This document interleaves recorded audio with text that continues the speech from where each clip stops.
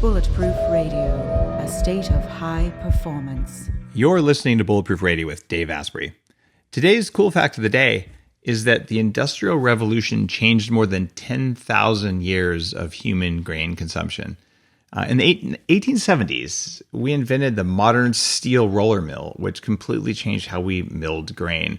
Compared to the old stone methods, it was really fast and efficient, and it gave you really fine control over different parts of the kernel. So instead of just mashing it all together, you could separate the parts, allowing the purest and finest of white flour to come out at a very low cost. And that meant that people with almost the very lowest levels of income could still afford the fancy flour. And the good thing about white flour is, well, it ships better, stores better, allows for a long distribution chain. In fact, you could keep it almost forever because it seems like nothing wants to eat it except for humans. And we now know that it's because it was stripped of nutrients, and pest problems were less of an issue because, well, bugs and rodents didn't want to eat it. The problem was that, well, grains, even if they're not treated that way, are not particularly good for humans, because before the Industrial Revolution, we had the Agricultural Revolution, which is when humans dropped a foot in height in some places, and we started getting cavities and other degenerative diseases we didn't have before. And there's really good science to help explain why that happened. And so, yeah, pizza and croissants taste good. Doesn't mean you need to make them out of grains. There are other ways to do it. And if you want to continue eating those things, well, to put it really bluntly, you'll probably die sooner from something painful than if you choose not to do that. And you'll probably not like the quality of your life as much as you would if you made better choices. I wish it wasn't so. However, that's what the science that I'm aware of says, both from my own extensive research and self-experimenting, and from having the opportunity to interview some of the world's smartest and best and most impactful people out there on Bulletproof Radio. And I'm really pleased to have a dear friend, just a fantastic human being, a guy with a crazy amount of education and experience across different fields of medicine, a famous author, and someone who I featured in Game Changers on the show again. I'm talking about none other than Dr. David Perlmutter, author of Grain Brain. I think you're also the author of 4 other New York Times bestsellers, and practicing neurologist, and, well, just an overall fantastic guy. David, welcome to the show, man. That's the best I could do for you, but it still wasn't adequate. Oh my gosh, it's an honor. And, you know, your listeners need to know that right back at you. We both do podcasts. We both interview a lot of people, but, you know, you and I have had the great fortune of taking it a step further and spending some really quality time together, family time together. And it really has been very, very meaningful for us. That's for sure. Well, it's inspiring for me, and I'm going way off what I was planning to talk about. But when I first got going on Bulletproof and Bulletproof Radio and all, you see these authors kind of up in the clouds. You know, they write these books, and you read these books, and you're sort of like, what kind of people are they, right? And then eventually, with the work that I'm doing, I got a chance to meet you, and you know, there are a lot of people who don't have to write books, and they write books because they've studied this for many years and because they think it matters, and they just go around generally doing good work and helping people with an attitude that's amazing. And you're one of probably the most giving guys I've met. Just every time I've seen you interact with someone, whoever they are, you're just like, how can I help? So that's something that's hard to see if you read your books, or if, you know, just look at you from afar. But just having gotten to know you, this is a hallmark of people who succeed really well. And it's one of the things that came out from looking at what 500 people do. It's the people who learn how to be happy tend to be more successful. And everything I know about you says that you figured out how to do that, and that's powered some of what you do. True statement? Yeah. I mean, I am eternally grateful every moment of my life for just the life that I've had the opportunity to live so far. I mean, the family that I have been gifted, the people I've gotten to know, maybe it's, rose-colored glasses. I see things as being just extremely positive. I am a realist. I see what's going on around us, but, I have complete faith in us as a species and in our ability to do the right things and move things in the right direction despite temporary setbacks. And I think it is more along the lines of being an investor and not a trader. I'm looking at where we're going in the long run, and I think the slope is exactly where we need it to be. Are there setbacks along the way? You bet there are. But this is looking at the climate as opposed to looking at the day-to-day weather. And we know, and that's not necessarily a positive thing or not necessarily the best metaphor, but it again just speaks to the long view that I take in a very positive way. And I've always said that today is the best day of my life. The reason being is that it builds on yesterday. And yesterday until today was the best day of my life. And the good things are cumulative. The bad things do not enter into that equation. So therefore, today has to be the best day of your life. If one tiny thing was good that happened, then it moves the ball a little bit further. So that's the attitude I take. Well, it shows. And part of the reason that I put it's about 8,000 hours into Game Changers was to understand, that the mindset is one of the many things that people who've had a big impact do. And when I say you've had a big impact, you've won the Linus Pauling Award for treating neurological disorders in a new way. You've spoken at the World Bank. You're now an author as a top expert in the field of the emerging science of microbiome and the brain. And just kind of this amazing list of accomplishments throughout your career in diverse fields, which are profound. And one of them is your book, Grain Brain, really helped people see that it's not just a bunch of cavemen or hippies saying don't eat grain. And I have no problem with cavemen or hippies or caveman hippies for that matter. But if you want to get people who aren't doing lots of research to make a change, well, here I'm a highly credentialed neurologist, and here's the hard science, and it's accessible. So Grain Brain really helped to change the conversation to make it normal to go to a restaurant and say, don't put gluten in that, and they actually know what gluten is. But you just rewrote the entire book 5 years after it came out from the ground up. We did. We really did, and it was as much effort as went into the first book. But I will tell you, with this time around, there was so much enthusiasm in the project. I think that was engendered because of the degree and level of science that has come in the past 5 years that has been so supportive and validating of our original, very much disruptive contention. So, we were talking about gluten and sugar and carbohydrates as being toxins with reference to the brain at a time. This was long ago. This is ancient history 5 years ago when there was plenty of pushback, though the science at that time was burgeoning. The original book was written based mostly, I'd say to significant degree, what brought it about at least was clinical experience in dealing with patients, then finding the supportive science. But as you well know, in the past 5 years, the science surrounding lower carbohydrate, dare I say, even to the extent of ketogenesis, as well as the more recent science on gluten and non-celiac gluten sensitivity, we'll talk about that, has really been so extensive, so validating. And so it's great to have now gotten so much support. And this book, Grain Brain, has been translated into 34 languages around the world. It was, I saw one of my books this morning. Somebody sent me an Instagram picture of it on a TV show in Turkey. And it's just, these are people I will never see, never personally experience as a clinician, but yet to think that somebody on the other side of the world is going to get a simple message.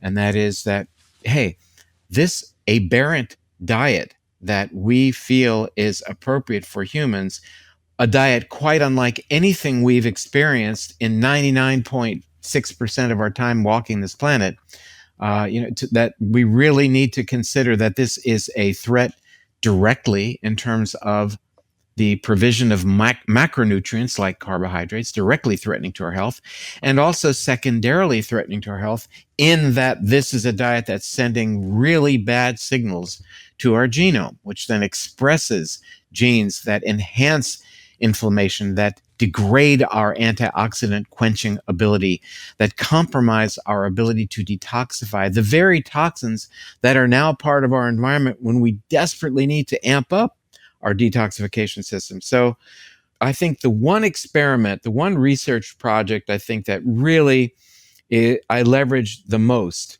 in terms of validating these recommendations is a study that's been going on for 2 million years. It is called The Human Being.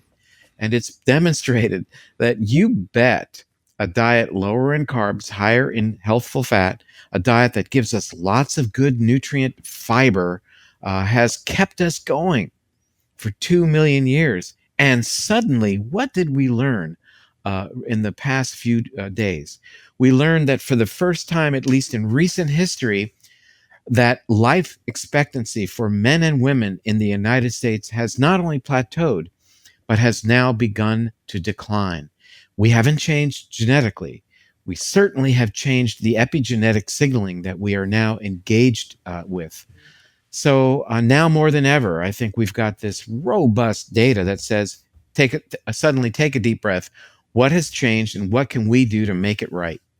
It's interesting that you talk about carbohydrates because in Game Changers, where I summarize all this knowledge, one of the 46 laws of high performance is feed the little bastards in your gut.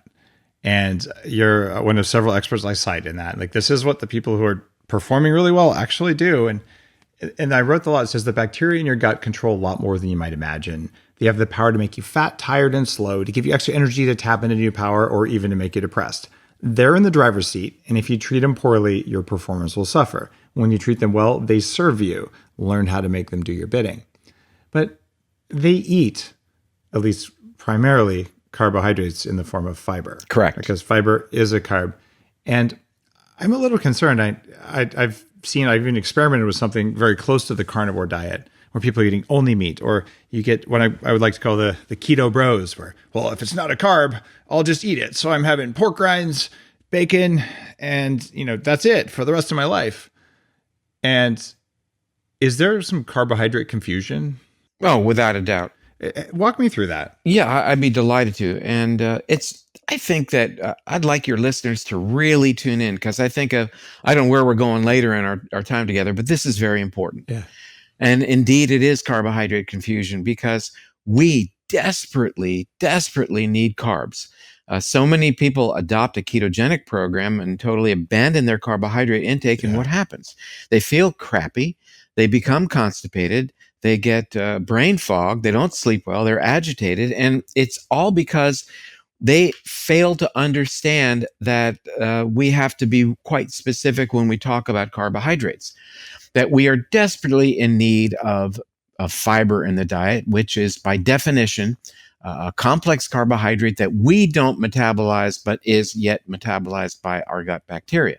When we throw that baby out with the bathwater, we set the stage for not nurturing what you mentioned, these 100 billion organisms that live within us that really depend on your food choices, 100 trillion, depend on your food choices to nurture them, to allow you to not just be healthy, but be healthier, to be able to combat risk of illness moving forward. In other words, preventive programs. So if you want to make it more simple, then perhaps if you talk about the notion of net carbohydrates, which is fiber minus these simple carbohydrates and minus sugar alcohols, for example.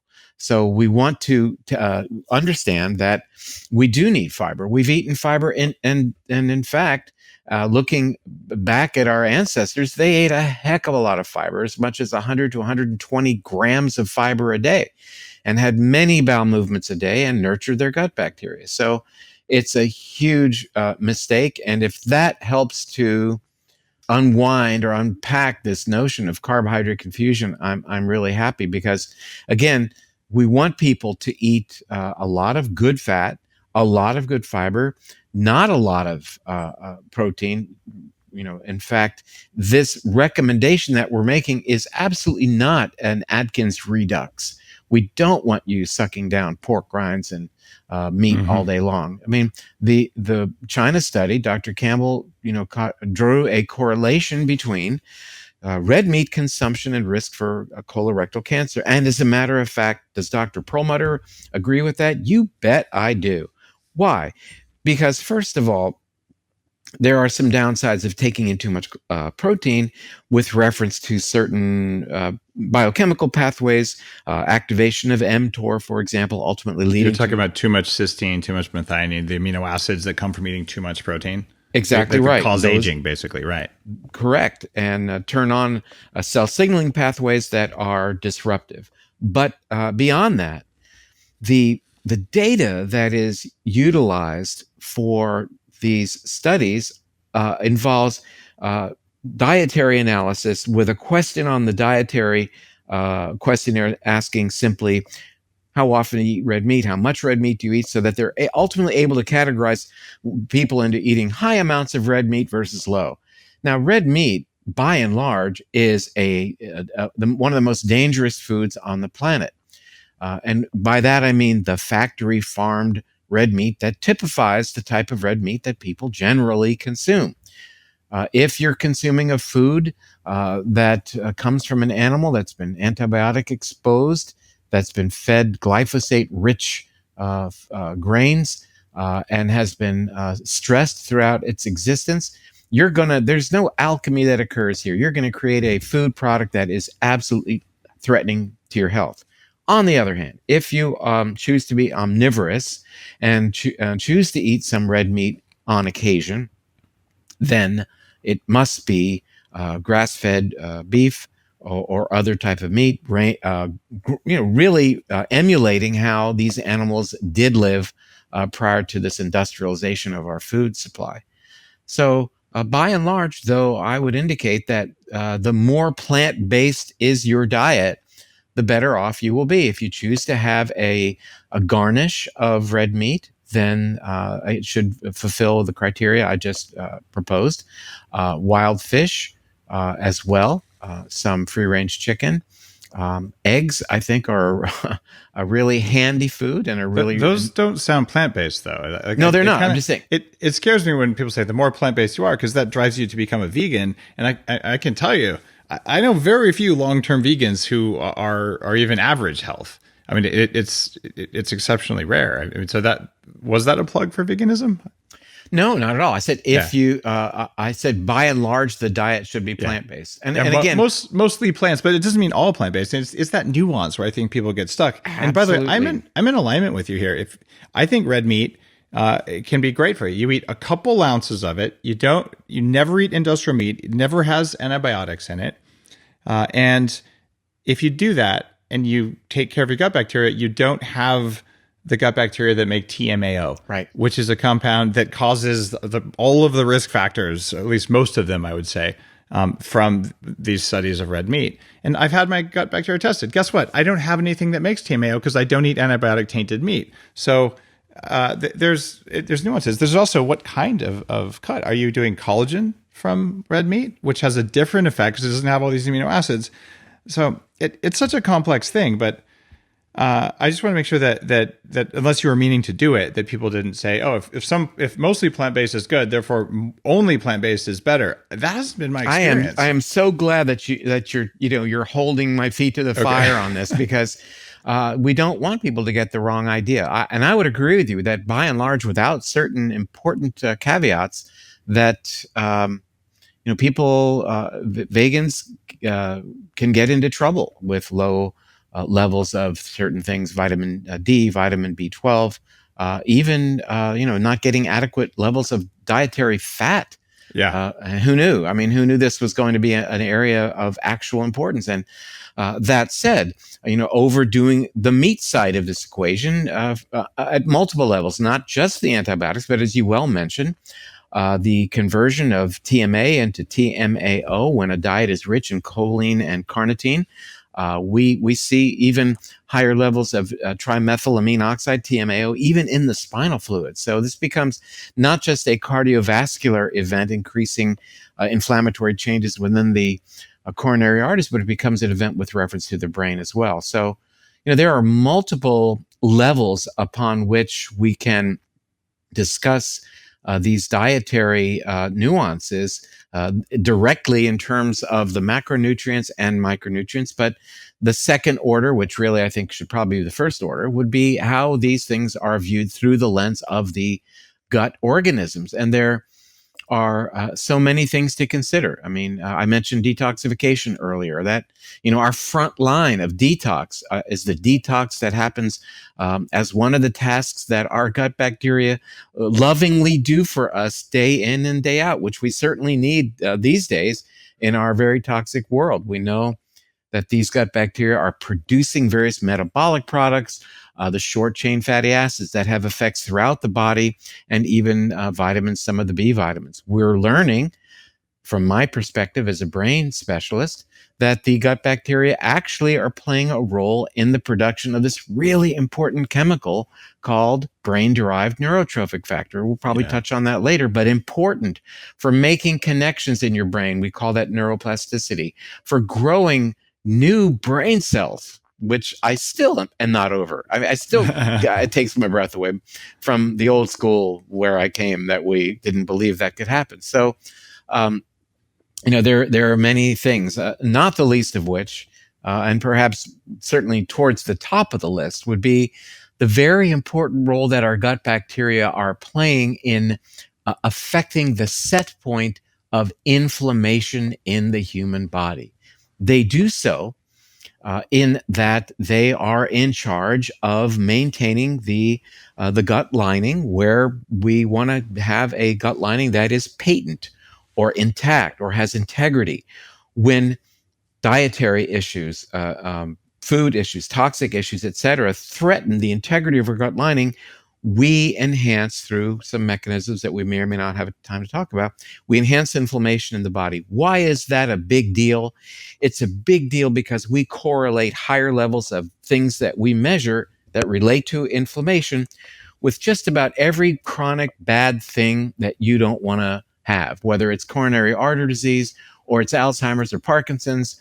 Yes, the truth of the matter is there are higher markers of inflammatory mediators in the bodies of autistic individuals. Certainly, diabetes is inflammatory, and even cancer. So our main mission here is to keep inflammation at bay. And that is what happens when we are good to our gut bacteria. And I think it's really interesting to consider a study that was published in the highly respected journal Neurology back in 2017. That is the journal that's put out by the board that says you're a board certified neurologist. It's really the go-to neurology journal. And it was an interesting study that looked at 1,600 individuals and evaluated these people many years ago in their 30s and in their 40s, and did some blood work on them, measuring markers of inflammation. And these were inflammatory markers back then, which we don't really use these days, but fibrinogen count, von Willebrand's factor, if anybody's interested, total white blood cell count. We use different ones today, C-reactive protein, TNF alpha. But anyway. By the way, those are in the Bulletproof diet. Those are in Headstrong. Those are the core lab tests for inflammation, because it doesn't matter where you get the inflammation. If you got it, you got to fix it. And then you start solving it. You bet. So anyway, thanks for repeating those. Sure. I'd love to do those in every show. But here is what this amazing study revealed. So they look at this group of 1,600 people in their 30s and their 40s, and they follow them for 24 years, this ongoing study.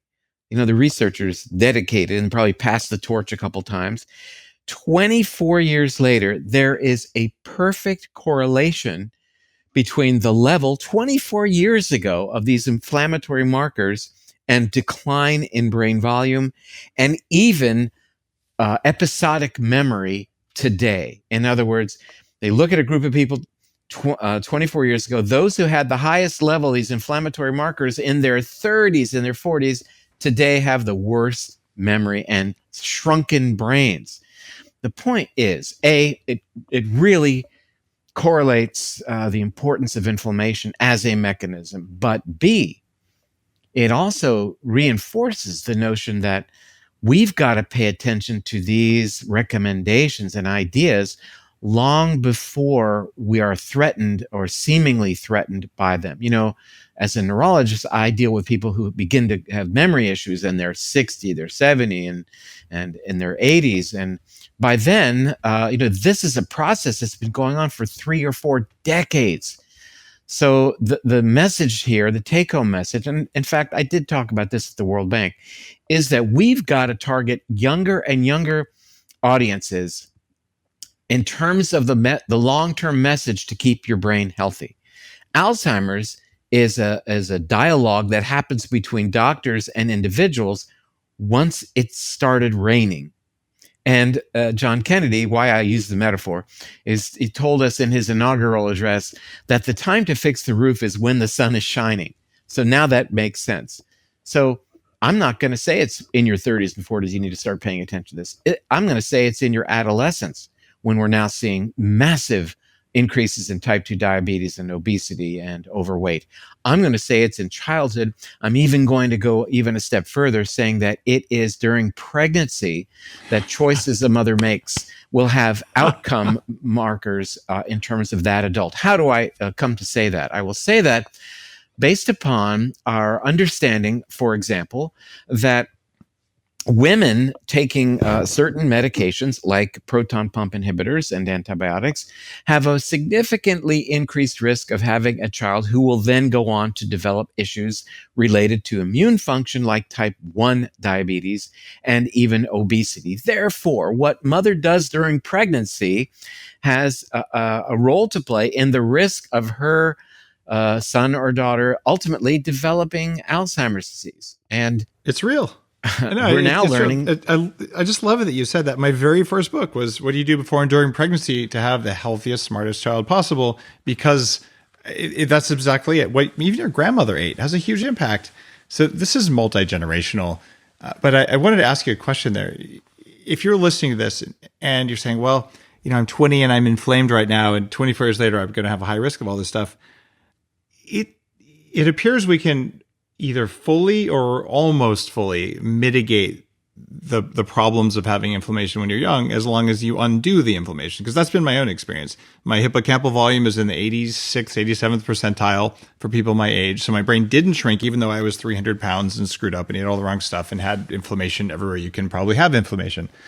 And I keep it under control really dramatically, and my brain works better now than it did in my 20s. But do you think I'm still going to pay the cost of, we'll say, those years of hard living for the first quarter century of my life? Well, I think that there is a debt, and I think that you've probably paid the debt back and then some. So I think you've put money back in the bank based upon the things that I know you're doing now. So I think you've undone the damage and you're ahead of the game. You've demonstrated that through your voxel imagery of your hippocampus, as you just mentioned. But those people who do not do the work have great risk. And I'll give you another. There you go. So I hope you feel better.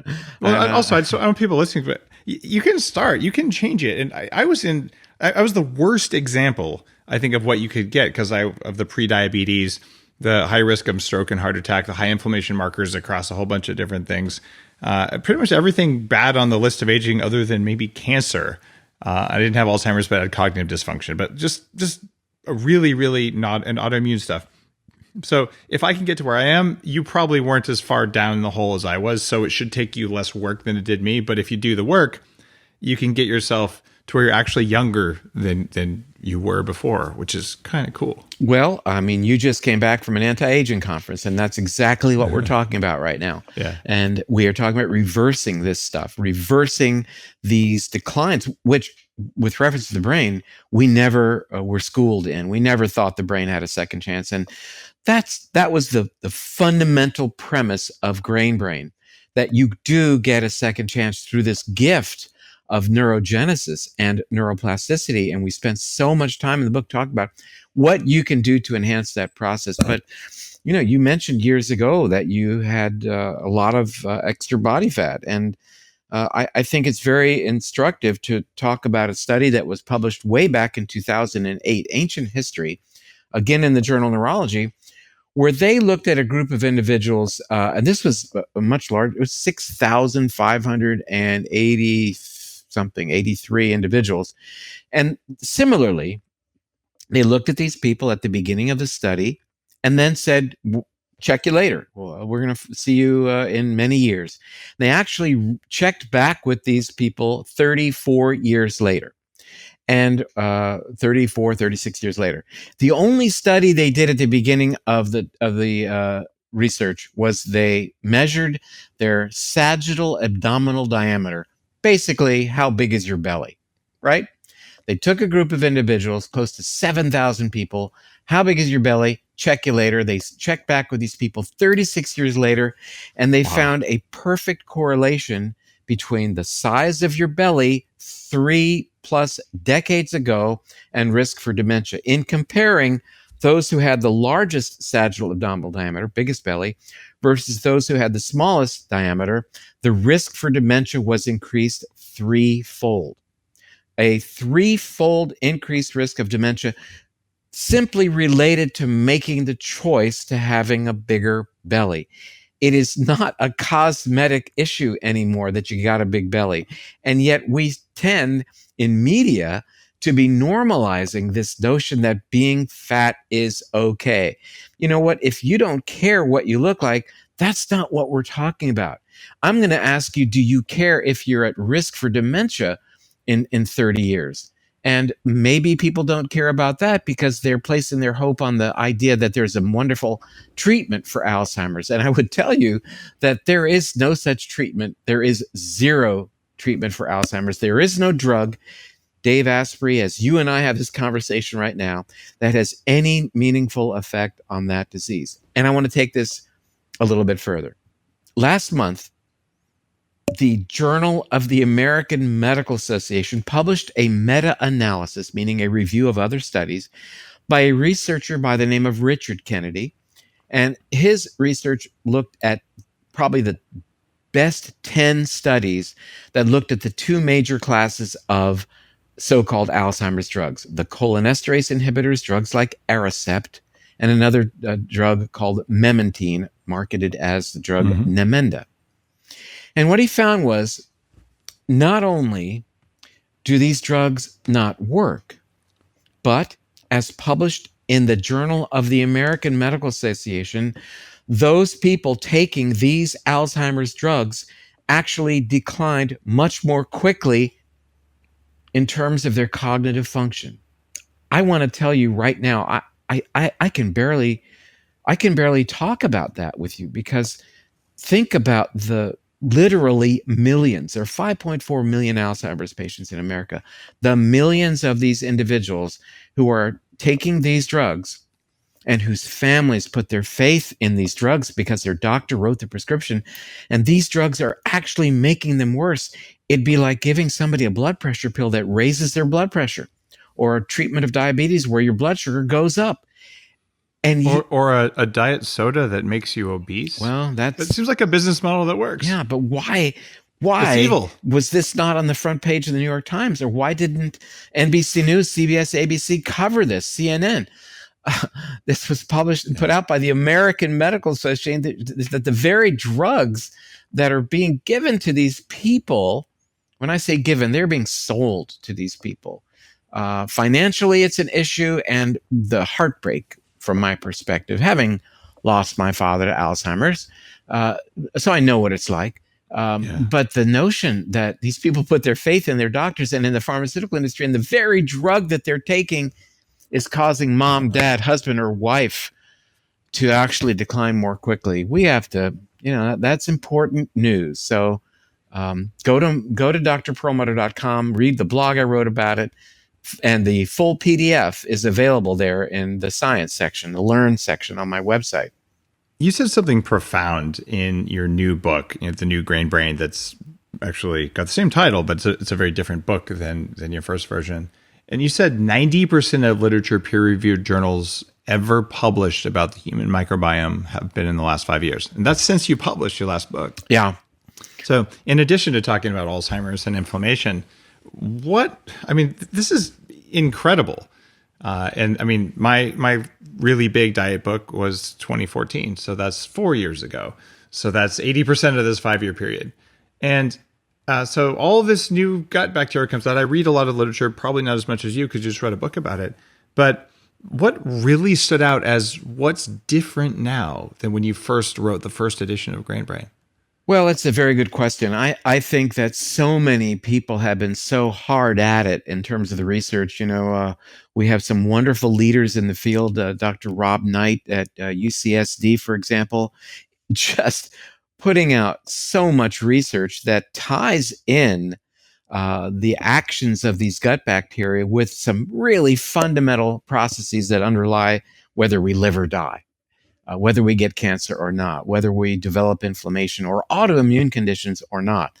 So I think in so many areas of medicine where we've been stymied with lack of opportunities to really be impactful, we're now learning that we have a brand new playing field that can be leveraged to give us wonderful, new, empowering opportunities.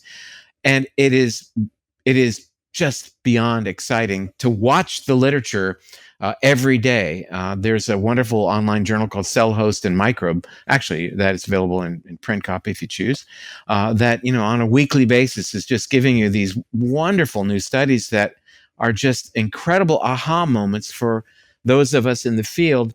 And for me, I like to portray it as that these new studies are connecting dots for me. I mean, we got a lot of dots that have been connected, but there's a couple of funny pieces to the jigsaw puzzle that we haven't really found yet.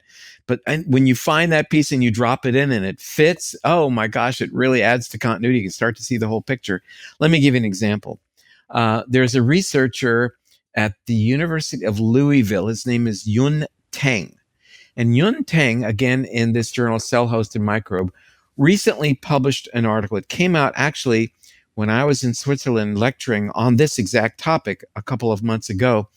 And he noted or discovered that plant cells that contain their own genetic material, RNA, when we eat plants, that encapsulations of their RNA called microsomes or exosomes, once they leave the cell and are through digestion, that these exosomes of this genetic material travel in the gut, bind to the cell membranes of our gut bacteria, insert themselves into the gut bacteria, and make their way to the genetic material of our gut bacteria, and then influence the genetic expression of the gut bacteria's genome, causing at least three things to happen. Number one, changes in the reproductive activity of that particular species of bacteria, number one. Number two, changing the metabolic products that gut bacteria might make. And number three, actually changing the location of these gut bacteria, which is important when, as mentioned earlier, we need some of our good gut bacteria to cluster around, especially the Clostridial species, to make their way towards the gut lining where they can be at work helping us maintain the integrity of that gut lining. But how incredible that we now understand that plants, yeah, we get prebiotic fiber and that's good for our gut bacteria, but no, we are influencing the genetic expression of the gut bacteria. And make no mistake about it, that connects to another dot that's really important. And that is the dot that we've already understood, whereby the genetic expression of our gut bacteria influences our DNA, our genome. So this now connects the plants that we eat to the expression of our DNA. Wow, those are two very important dots that are now connected. And I think that, as I say, what a very important piece of the jigsaw puzzle has now been put in place.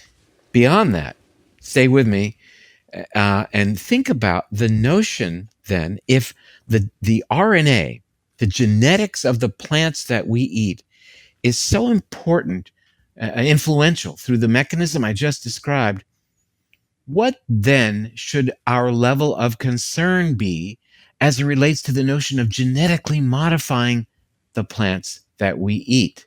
So, people have said, well, there's no real evidence that genetically modified food is creating a health issue for us. And plus, it's going to allow us to feed the planet, whereas otherwise the planet would starve.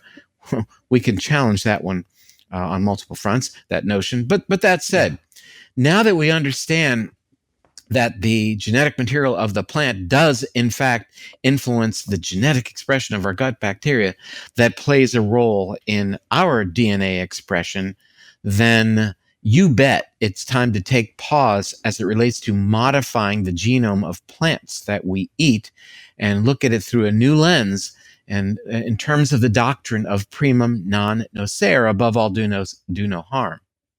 Very beautifully put.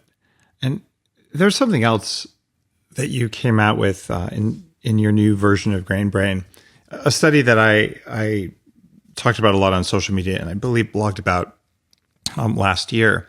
And they looked at just about all of the fatty plaque in people who have heart disease. And they found that it doesn't come from egg yolks. It doesn't come from butter. It doesn't come from beef fat. It doesn't even come from bacon. It comes from microbes in your gut. And I actually mentioned this in a friendly discussion with a proponent of the vegan diet. He's saying, meat causes heart disease. And the evidence is in gut bacteria are what's causing heart disease. Because if you eat meat and you have the wrong gut bacteria, they make that TMAO stuff we talked about earlier. And even if you don't have that TMAO stuff, even if you eat vegetables, if you have plaque in your arteries, it was made by your gut bacteria. Do you believe that's the case? I mean, I believe the study. It looked well done. There's no way to argue with the isotopes they're looking at in this stuff. But what's your take on that? How real is it? Well, it's not the end all cause, but I think that again, it really speaks to this notion that the health, vitality of our and diversity, perhaps the most operative word here, of our gut bacteria is massively important in determining our health destiny. And beyond that, we understand that it isn't the quantity of certain fats or fat carriers, the lipoproteins, that is really the issue. Madison Avenue, somebody came up with the notion of calling LDL bad cholesterol, and they get a great prize for that because everybody's latched onto that. I want to get my bad cholesterol since it's bad. It should be as low as possible. And well, there must be a good cholesterol. Oh, yes, there is. It's HDL. A, they're not cholesterol. They're proteins. B, they're both really, really good. Yes, LDL is what transports an important fat to your brain called cholesterol that we desperately need. It does a great job. When you compromise LDL, you're in big trouble. We know that LDL, in terms of its how it's modified, how it makes its way through the brain vasculature, for example, the blood vessels within the brain, crossing what we call the blood-brain barrier. When LDL has been damaged, we see great relationships to mechanisms that underlie significant brain degeneration. So let's disperse by characterizing LDL as good and HDL as good, and that the issue, and let's relate this back to our gut bacteria for a moment, that becomes important is not the amount of LDL. It's good to have LDL to transport our fats, but it's the state in which we find our LDL. Has it been damaged or has it not been damaged? And what do I mean by that?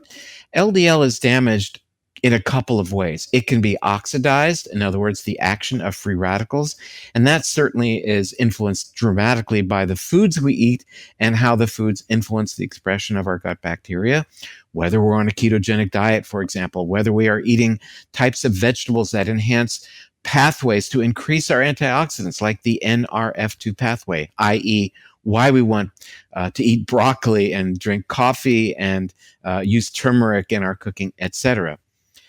But beyond that, another issue that is so influential in terms of our LDL is, has it been glycated? What does it mean?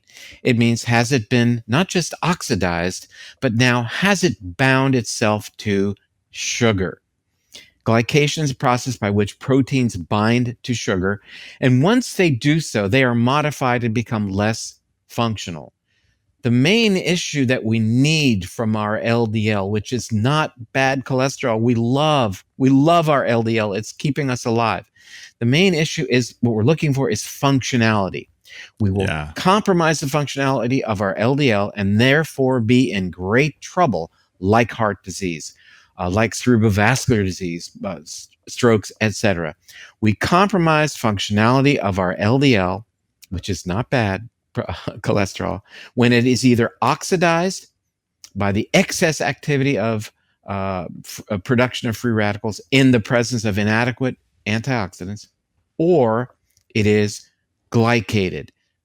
Now, let's just look at, not everybody can go and have their glycated LDL blood test done, but a terrific surrogate marker that anyone can tomorrow go to their doctors and have done, that correlates almost perfectly with the level of glycated and even downstream oxidation of LDL, is a very simple test, a glycated hemoglobin test. Is that unusual? That's the A1C that they talk about on the diabetes drug commercials that you see on the evening news. Everybody knows about their A1C because there are 60% of Americans now that are probably have their A1Cs checked because they are pre-diabetic, adults, or frankly diabetic. So everyone's familiar with A1C. What does it mean? It means glycation, in this case, sugar binding to a protein called hemoglobin. That's the oxygen carrying, carbon dioxide carrying molecule within our red blood cells. So that is a terrific surrogate marker for this LDL glycation and LDL oxidation, or oxidatively damaged by the actions of free radicals. So the glycated hemoglobin also tells you whether your LDL is oxidized, not just whether your LDL is glycated, because those are different types of damage pathways. Absolutely. So there's when things are great point. When things are glycated, they oxidize. Two things are triggered by the glycation of proteins: oxidation, higher levels of free radicals, and, who knew, inflammation. So these things all come together. Again, it's all about these dots. And when you're pulling the research, writing a book or updating a book, and these things come together, you just say to yourself, "Why, that's fantastic!" Or hashtag WTF, why that's fantastic, because it really is. And you make these connections. I got to write a book about this. People have to know that lowering inflammation in your body and lowering your blood sugar to reduce glycation of proteins is so very important. One graph that I included in Grain Brain, and now with the new release of the revised edition, I included because it's so compelling, is the relationship of A1C to brain shrinkage. Higher A1C, higher rate of brain shrinkage. It's linear. You've got to know that. And having an A1C of 6, when your doctor says, "Oh, you're not diabetic, everything's cool, go home, keep doing what you're doing," that does not jive with the science that's telling us that a hemoglobin A1C of 8.16 is good for you. That's BS. You need your A1C down to 5.2, and that's pretty much take that one to the bank. How low would you go if you could set it as low as you want it? Like, I don't want to be average. I want to live 180. I don't know the answer to that, but I will tell you that one thing I've learned over the years is that there is this notion of what we call the U-shaped curve, or perhaps the sweet spot, where too low, or the Goldilocks area, right? Where the porridge was too cold, the porridge was too hot, and this one's just right. So we know that higher A1Cs, for example, are correlated to cognitive decline. But we've been talking for years about keeping not just your blood sugar low, but actually your insulin level low. And I will note that a recent study that came out of Sweden looked at, was published just in May of, this is 2018. I know this will be evergreen, but published earlier this year, 2018.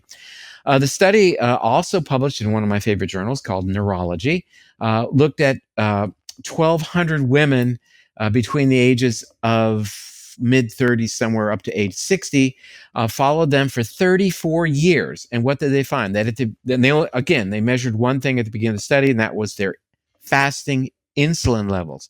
They found that those individuals with the lowest level of insulin actually had an increased risk of dementia of about 2.3 fold. Those in the middle range of insulin levels, as they defined it by definition of their study, their risk was put at 1. And those in the higher ranges of insulin, as you might expect, also had a higher risk for dementia of 1.7, not as high as the very, very low levels of insulin. And so, the notion of trying to keep your insulin level really, really low, I think we have to temper that. The notion of over-exercising, I think, should be looked at in terms of the U-shaped curve, the sweet spot, the amount of sleep that we get, for example, the amount of nutrients that we take in, the amount of fat we consume, vitamins we can overdo or underdo. So I think that the notion of the more the merrier, and I, for one, have been guilty of that personally. If I was told that it'd be good to do something, I always did twice that or more than that. And I know you are the same way. I've been to where you're broadcasting or recording this studio, leave it at that. So you are like me. We both have been aggressive about things. And I think understanding that there is an ideal place.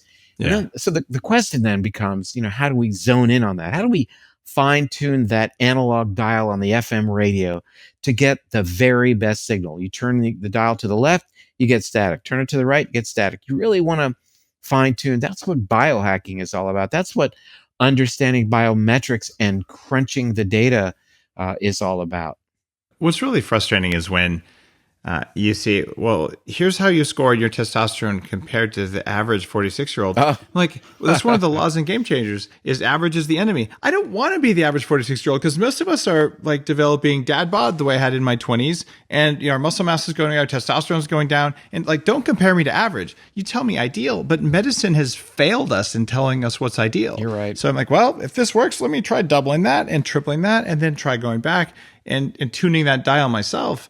But I feel like even some of these studies that you talk about in Grain Brain over the last 5 years, we're starting to understand enough that maybe we can get these numbers dialed in, so I don't have to do the guesswork. So the biohackers listening, and certainly there's a lot of people listening who are not biohackers and don't go out and do all this stuff. They just want to feel good and perform well. And I think we're sort of failing them by not saying, here's the number. And you did it right here, Dr. Perlmutter.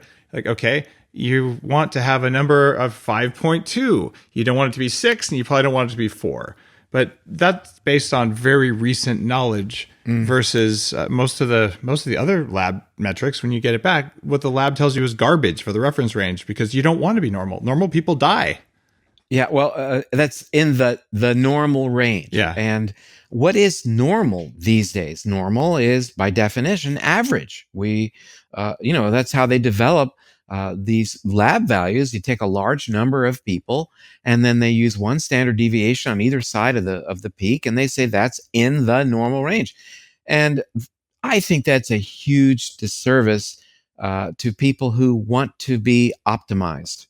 So yeah, we can talk about a vitamin D level being in the normal range, 30 to 100, and that means that I'm okay at 31. Well, that you are not okay. You're not okay, quite literally, in my book. You're not okay in my book, because I want as many people that I can touch over time to be their best, to be not only their best today in terms of their functionality, but to be their best tomorrow in terms of being resistant to the degenerative processes that are so pervasive now in global society. So you have your opportunity to be your best when you begin to understand that you have to be that N of 1 that challenges the notion of normal range, of the medical model where as only as much as 3% of people ever data from 3% of people are extrapolated to the remaining 97%, or actually the 100%, because they're then included in that, in terms of the recommendations that are made by mainstream medicine. That is, as my dad used to say, bass backwards. And it raises this discussion of personalized medicine, where we want to know about Dave Asprey specifically, not your wife, not your neighbor. We want to know about you. What's your pedigree? What does your microbiome look like? What do your current biometrics look like? And from that, we'll develop a program that is best for you. Now, having said that, and I gave this talk at Jeff Bland's Personal Lifestyle Medicine Institute conference, I guess it was 2 months ago, that that's the future. That's the best we can do. And we should extrapolate from that information back to the notion of making the broad stroke recommendations. There's great value in the broad stroke recommendations in terms of those, the broader reach of the population that's not going to necessarily be able to participate in a very in-depth personalized medicine approach. And those broad stroke recommendations are that you've got to cut down on your simple carbohydrates. You've got to understand what is the notion of net carbohydrates. And by all means, as we talked about at the beginning of this discussion, not eliminate the fiber, by definition, a complex carbohydrate from your diet. That dietary fat, if you're careful about what that fat is in terms of its type, is fundamental to your health. Understand the discussion, Dave, that you and I had earlier with reference to meat and its quality. And beyond that, look at the things like sleep and the restorative nature of sleep and exercise, for example, as broad stroke recommendations that we really need to engage. The main premise of Grain Brain, and now with the revision, has always been to appeal to the larger audience. Yes, we made a few specific recommendations in terms of fasting insulin, a vitamin D level, a hemoglobin A1C, fasting blood sugar, amount of exercise to get, looking at your sleep, getting a sleep study, as it were, as one type of intervention of study to understand who you are and what your risks are. But by and large, it's the broad strokes that I believe everyone can do. And one of the recommendations I make in the book, and again with the revision that's coming out next week, and that is you do have to buy something. I am wanting you to buy something, and here's the pitch. Here's what you got to buy. Oh, and people are saying, I knew that was coming. Yes, you need to go out and buy a new pair of sneakers. That's it. I mean, if you have to do one thing and buy one thing, go out and get a new pair of sneakers. It's so undervalued that our sedentarity is killing us. People think, I've just got to get the project finished. I've got to, whatever it is. And, by and large, our work is done by sitting and in front of the computer. You and I are doing it right now. This is the only time of day that I'm going to really be doing this. And I've already had my aerobic workout for the day and going to do another one in just a bit. But that said, that's a huge issue. And again, it's something that everybody can do.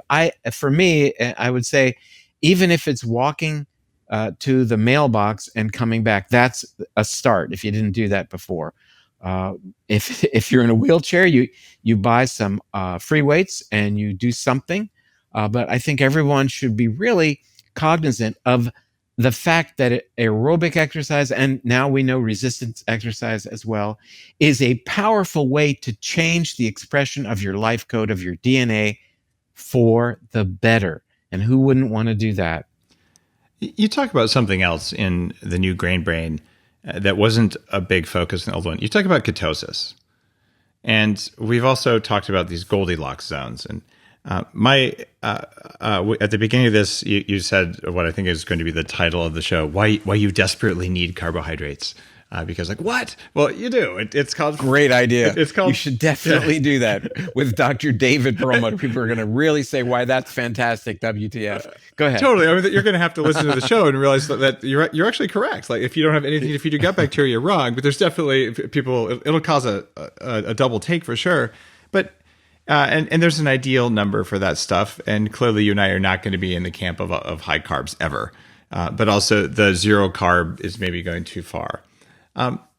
With ketosis, I see some of the sort of fans of, as long as it's not a carb, I'll eat it type of ketosis, saying, oh, my blood levels are 2, 3, 4, my ketones are higher than yours. I took these non-bioidentical exogenous ketones and, look what happened. And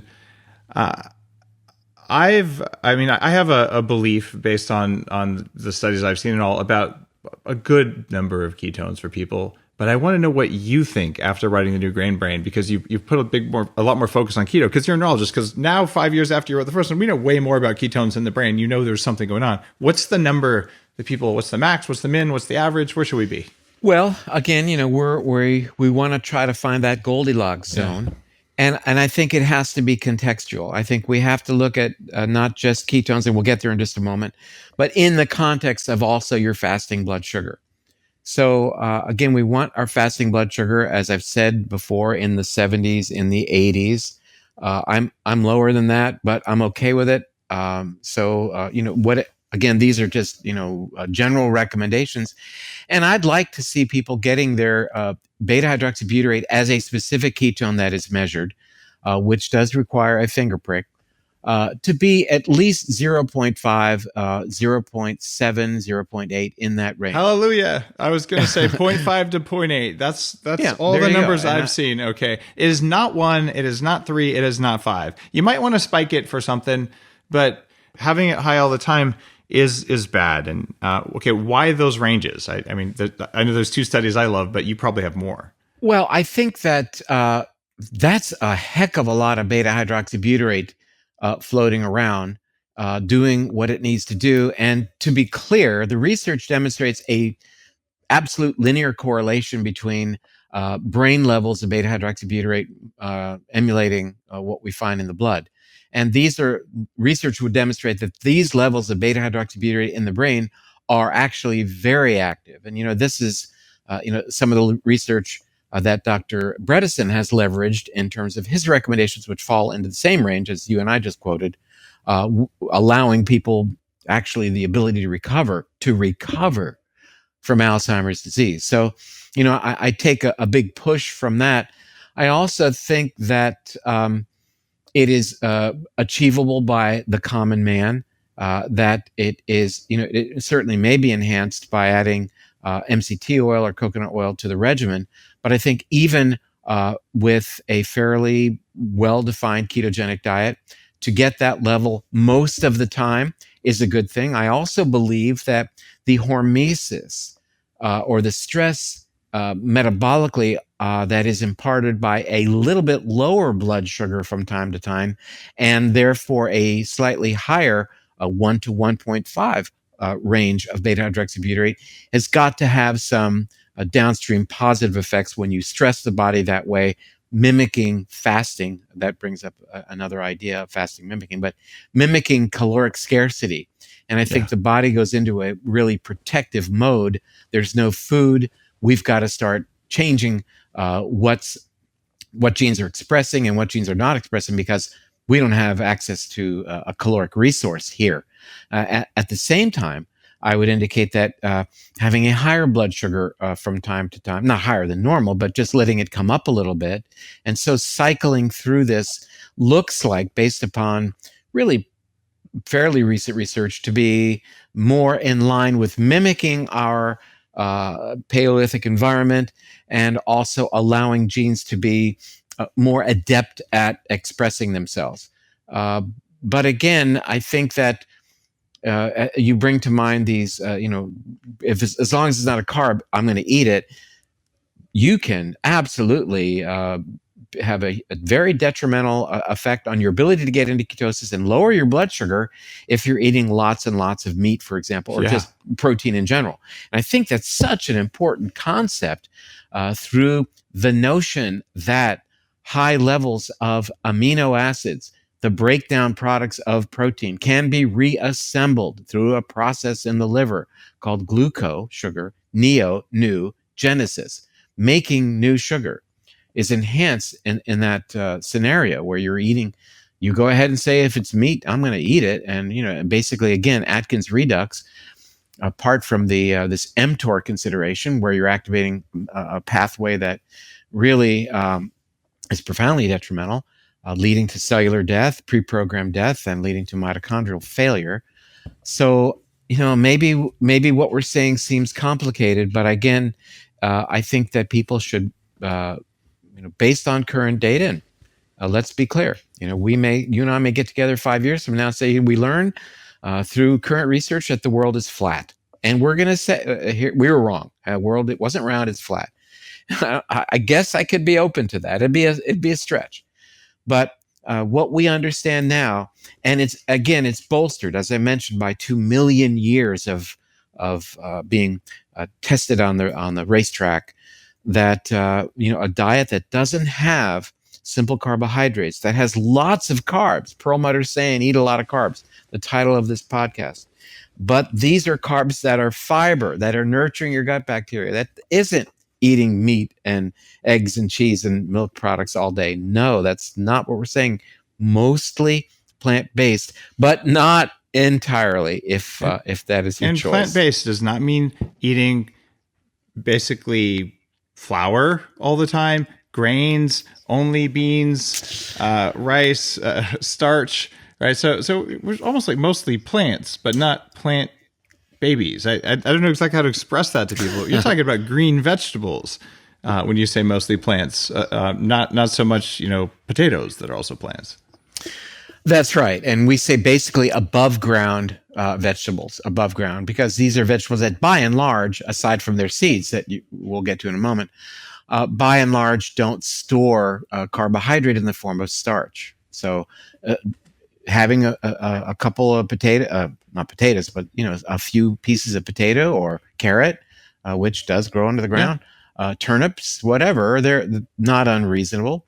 But we certainly want to avoid the seeds of grass because the products derived therefrom are generally going to spike your blood sugar. And if it's wheat, barley, or rye, and now even oats, of course, you're going to get exposed to gluten, and specifically part of it called gliadin. And we really spoke about in Grain Brain 5 years ago the work of a British researcher, Marius Hadjivassiliou, who I think was really the pioneer in terms of the notion that gluten can have extra-intestinal effects, meaning effects outside of the digestive system. What a notion. So he was even very clear that neurological conditions, issues, manifestations can occur in response to being sensitive to this protein called gluten. And that was, resounded the rejection of his, although he published in the journal Lancet, I might add, but there was a resounding rejection of his concepts, which I felt were very, very valid. And since that time, as you well know, this notion of non-celiac gluten sensitivity has been absolutely supported globally by literature, to the extent that even the Journal of the American Medical Association in 2017 published a very extensive review with Harvard researchers contributing to this review. In fact, Dr. Alessio Fasano was a contributor to this study, absolutely affirming for us the notion of non-celiac gluten sensitivity and the notion that gluten sensitivity can have significant extra-intestinal manifestations that may involve the brain. So when we talked 5 years ago about movement disorders, about ADHD, other issues with cognition, headache, for example, possibly being related to gluten sensitivity because science supported that, yeah, there was pushback. But now, my goodness, now it's really becoming much more accepted, and I'm really grateful for the degree of validation. When I published a study several years ago with a Dr. Aristo Vajdani, where we demonstrated markers in the blood demonstrated gluten sensitivity without celiac disease in a patient with about 28 years of intractable headaches, having to take opioids to control his pain, and going gluten-free, and finally coming off opioids after more than 2 decades. So, well, Dr. Perlmutter, this is why your work matters. And for people listening, you don't have notes in front of you. You know these studies because you write books and because you read these so you can be better in the clinic every day. And all the science is real. It's all out there. So if you're still stuck in that, I've got to have my, sticky white bun on my cheeseburger or something, just know it is not free. And the idea that I'm going to spend less on my food as long as it tastes good is not actually spending less, because you're probably going to not like how you feel. So I just have to say thanks. Thanks for the new Grain Brain. Thanks for your decades of work in the field. It has made a big difference, and I appreciate it. And if you love today's show, you should check out the new Grain Brain. And if you happen to order it on Amazon at the same time you order Game Changers, they'll be stuck together for other people. Oh, there you go. Forever. Exactly. Thanks again for being on the show. Thanks for being such a great friend and such a big, dare I say, game changer. Well, I will tell you that I was very, very honored not only to be spoken about in terms of my work in your book, but to be supportive of the book in general, because it's really a great resource. Because we must learn from others, and you've cultivated an incredible cadre of individuals who absolutely, by definition, have been game changers and are helping moving the ball down the field. Challenging the status quo. Ronald Reagan reminded us, well, didn't remind us, but he told us that the term status quo is Latin for the mess we're in. And so, to make changes and challenge the accepted dogma allows us to make progress. So I appreciate the fact that you do that and everything that you do, because it's really, is it disruptive? Yes. And that's a really, really good thing. If you like today's episode, well, I already told you what to do. Go ahead and read something good. You know the good stuff to read. Thanks for listening.